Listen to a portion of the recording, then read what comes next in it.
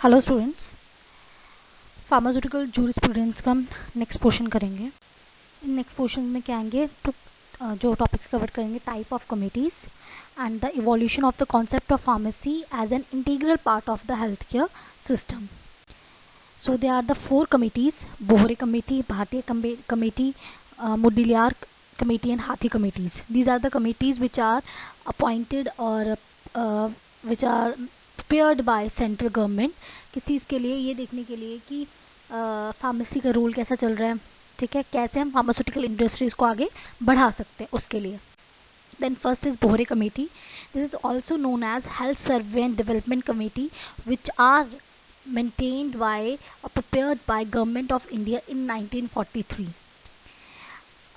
This committee has to work to make a survey of the existing position in respect of health organization. मतलब health organization के basis पे pharmacy का क्या role है, क्या क्या चीज़ें करनी चाहिए, वो इस कमेटी में आता है। इस कमेटी की मेन रिकमेंडेशन क्या थी, मतलब क्या करना चाहिए?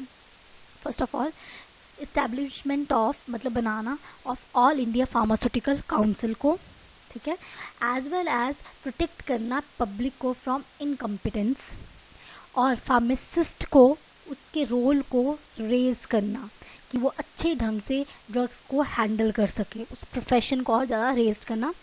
रजिस्ट्रेशन फार्मासिस्ट पे ध्यान देना, और disciplinary control over the practice and profession of pharmacy. Pharmacy को आगे बढ़ाना है, ठीक है, जो भी सिलेबस है उसे कोर्स स्टडी को रिवाइज करना, सेंट्रल ड्रग लेबोरेटरीज को सेटिंग अप करना, ठीक है, as well as drug and cosmetic act को 1940 को रेनफोर्समेंट में लेके आना। नेक्स्ट कमेटी आती है हमारी Bhatia committee, which is also known as pharmacy inquiry committee, appointed by central government in 1953।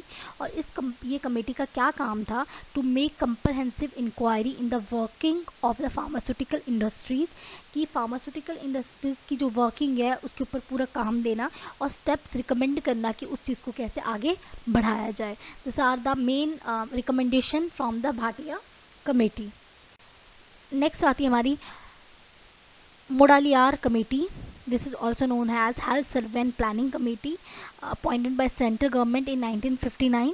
और इस कमेटी की रिकमेंडेशन क्या थी कि that it was necessary to bring drug and preparations according to the indigenous system of medicine, also with the purview of the Drug Act, कि जो हमारे India का सिस्टम है, जो मेन सिस्टम है, उसके अकॉर्डिंग ड्रग्स को प्रिपेयर किया जाए, ठीक है, किस साथ में ध्यान रखते हुए? ड्रग एक्ट को साथ में ध्यान रखते हुए। फोर्थ इज द हाथी कमेटी। द इंडिया गवर्नमेंट ने बनाई थी कब? 1974 में। इसका मेन रिकमेंडेशन थी कि फार्मास्यूटिकल इंडस्ट्रीज की इंडिया में रैपिड ग्रोथ करवाना और जल्दी से जल्दी इसेंशियल ड्रग्स को मार्केट में या इंडियन सोसाइटी में लेके आना। नेक्स्ट आता है हमारा evolution of the concept of pharmacy as an integral part of the health care system. मतलब फार्मेसी का हेल्थ केयर सिस्टम में क्या रोल है? फार्मेसी बहुत इंपॉर्टेंट रोल ऑक्युपाई करती है हेल्थ केयर सिस्टम में।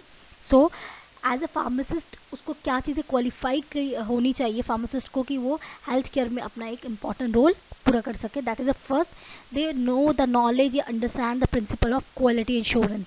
क्वालिटी इंश्योरेंस, जो भी ड्रग्स मार्केट में आती हैं उसको एश्योर होना चाहिए कि उसकी जो क्वालिटी है वो प्रॉपर है कि नहीं है। ऐसा तो नहीं सब स्टैंडर्ड क्वालिटी की मेडिसिन तो नहीं आ गई हैं, ठीक है। They appreciate the intercases of the distribution chain and the principle of efficient stock keeping, stock turnover, कि हमें कितना स्टॉक रखना चाहिए, कितना उसका टर्नओवर होना चाहिए, ये सारी चीज़ें। As well as the pharmacist also familiar with the pricing structure, कि ये मेडिसिन भाई कितने की मिल रही है, क्या है, ये सारी चीज़ें मार्केट में कितने का क्या चल रहा है, ये सारी चीज़ों से पता होनी चाहिए। As well as they know the technical information, they are able to provide informed advice to the patient with minor illness। मतलब कि कभी कभी तो मेडिकल स्टोर में नॉर्मल से फीवर के लिए भी लोग आते हैं, अब उसके लिए तो डॉक्टर के पास नहीं जाइए, तो उसमें इतनी क्वालिफाइड होना चाहिए कि वो उन पर्सनस को मेडिसिन डिस्पेंस कर सकें, ठीक है। Also and often to those with more chronic condition who are on established maintenance therapy, and last but not the least, ठीक है। जो मेंटेनेंस थेरेपी मतलब कि कोई क्रॉनिक कंडीशन से भी जूझ रहे हैं और वो मेडिसिन ले रहे हैं, उनको भी वो अपनी थोड़ी बहुत बता सकते हैं कि आप ये मेडिसिन ऐसे लें, क्योंकि फार्मासिस्ट सिर्फ डिस्पेंस नहीं करता, वो ये भी बताता है कि बेड टाइम में लेनी चाहिए, खाना खाने के बाद कितनी देर बाद लेनी चाहिए, क्योंकि डॉक्टर तो सिर्फ लिखते हैं, बाकी काम फार्मासिस्ट का होता है। They provide an interface between the duties of prescribing and selling medicine, and in so doing they dispose of the perceived or potential conflict of interest between these two functions.